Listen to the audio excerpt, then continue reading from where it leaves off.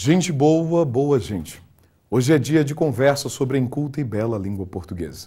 E no cardápio, Angola, Cabo Verde, Timor-Leste, Moçambique, Guiné-Bissau, Portugal, as ilhas de São Tomé e Príncipe e, é claro, Brasil. 8 países. Que há em comum entre eles? Língua portuguesa. A quinta língua mais falada no mundo. Acessível a cerca de 215 milhões de falantes nativos. São os países lusófonos. E é sobre a unificação dos sistemas ortográficos destes países que falaremos. Tecnicamente, o acordo ortográfico da língua portuguesa já poderia estar em vigor desde 2007. Para tal, bastaria a assinatura de 3 países. O Brasil, em 2004. E logo depois, Cabo Verde e São Tomé e Príncipe. O detalhe é que as divergências emperraram as negociações por algum tempo.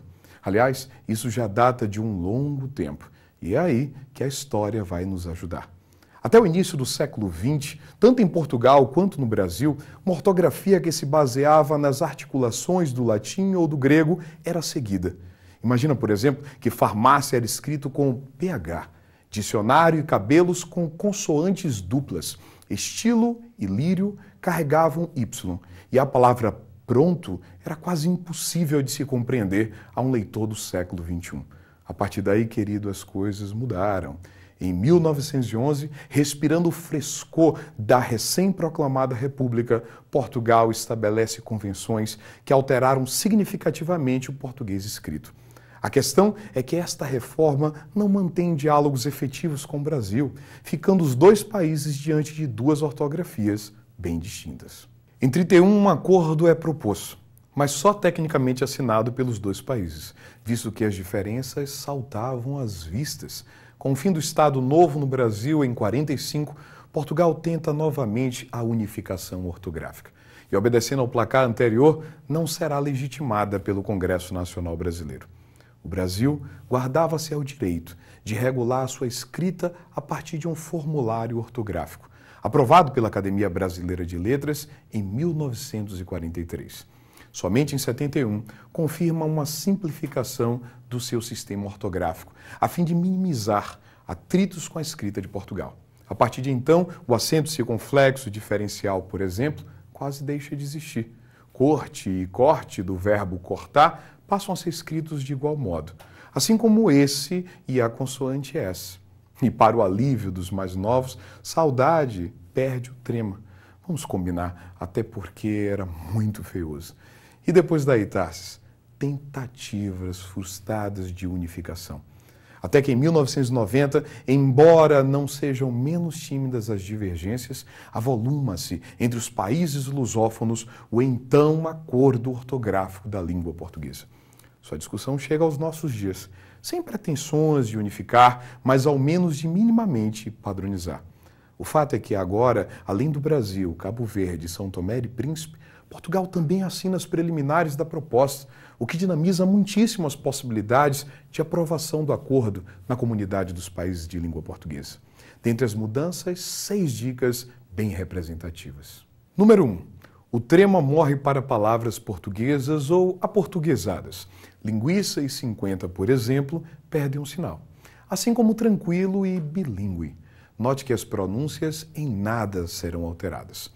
Número 2. Oficializadas finalmente para o alfabeto as letras K, W e Y, ficando obviamente restritas a abreviaturas e símbolos, ou a grafia de nomes de origem estrangeira como Franklin, Darwinismo, Taylor, Baroniano, Wagner.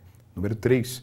Os ditongos de pronúncia aberta, el, ei, oi, só serão acentuados nas oxítonas, de modo que nas paroxítonas adeus ao acento. Assim, assembleia, heróico, ideias, jiboia, europeia, já não contarão com o antigo acento agudo, que derrubou muita gente nas sabatinas de infância. Número 4. Não serão mais acentuados os hiatos ou, e, em, voo, enjoo, dão asas aos acentos. E isso não é diferente para leem, creem, veem, deem e os seus derivados. Número 5. Quanto ao hífen, pouco se melhorou. A nova proposta não reduz o número de regras e preserva várias exceções, o que requer estudo apurado e calmo. Cabe, porém, citar um raro benefício. Não se usa mais hífen quando o prefixo termina em vogal e o próximo elemento começa por R, por S ou por uma vogal diferente. Por exemplo, antirreligioso não tem hífen. Veja, termina com vogal e o segundo elemento começa com R, assim como contra-regra. Antissemita não tem hífen. Termina com vogal e o segundo elemento começa com S, assim como minissaia. Autoestrada, que termina com vogal e o segundo elemento começa com uma outra vogal, só que diferente, também não tem hífen, tal qual hidroelétrica. Tarsis, falamos sobre as mudanças que comprometem substancialmente a escrita no Brasil. Mas e os portugueses? Na realidade, eles pagarão um pouco mais caro que nós. Ao menos uma vez, isso tinha que acontecer, concorda? Enquanto as alterações no Brasil giram em torno de 0,5% do vocabulário oficial, em Portugal esse percentual, acredite, é superior a 1,6%. Daí a demora na confirmação do acordo. Nos dois países, há quem se oponha sob pretexto de que isso custará muitíssimo aos cofres da educação nacional, bem como ao mercado editorial, que em Portugal teme a discreta, mas expressiva presença brasileira na África. Mas há também quem acredite que, através dessa iniciativa, as culturas serão mais aproximadas e a própria língua portuguesa, a charmosa língua, será realçada em cenários internacionais. Pois bem, dentre as alterações mais representativas para Portugal, número 6, a eliminação das consoantes mudas. Neste quesito, o Brasil em muito já se adiantara. Nada mais de actual e sim atual. Correcto, por exemplo, passa a ser correto. Óptimo, ótimo. Por outro lado, algumas palavras terão dupla grafia, igualmente respeitadas. Aspecto ou aspecto. Por exemplo, sector ou setor. Cotidiano com QO ou CO. Úmido com H ou sem H. Característica ou característica. Percepção ou percepção. Facto ou fato. É isso.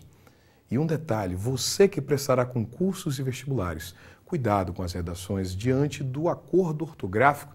Não tente impressionar fazendo uso de vocábulos desusados. Eles mais servirão de tropeços que de bonificação. É preciso dar tempo para que todos os trâmites do acordo sejam oficializados e popularizados. Em seus anúncios, Portugal faz referência a 6 anos de transição. No Brasil, apesar de já haver preparos na licitação de livros didáticos com a nova ortografia, a acomodação para a reforma sempre esteve prevista para a partir de 2010. Como sugere o genial Miguel de Sousa Tavares, calma. Todas as éticas são evolutivas. O que hoje é normal, amanhã será horrendo. E o que hoje é crime, amanhã será banal. Lamentável é saber que no Brasil, essas palavras também denunciam a memória curta desse povo que pouco aprendeu a se ler. Cabe aqui, não em tons revanchistas, mas necessariamente oportunistas, a lembrança de tempos em que o diálogo se emudeceu a serviço do projeto colonial português e, num famigerado genocídio cultural, nossas heranças linguísticas, sobretudo indígenas, foram dizimadas aos bandos. Pensar uma língua que se chame puramente brasileira, aos moldes de Alencar, Monteiro Lobato ou mesmo Policarpo Quaresma, é hoje retrocesso. Mas que nos sobre a lucidez de perceber que o discurso etnocêntrico da colônia, ainda que rara e lentamente, tem se dobrado à alteridade. Eis a nossa diversa luva de pelica, o tempo. Isso me faz lembrar um livro, bom para suas noites, O Valor do Amanhã, do Eduardo Gianet. A você, dedicação e sucesso. Fica com Deus e até a próxima.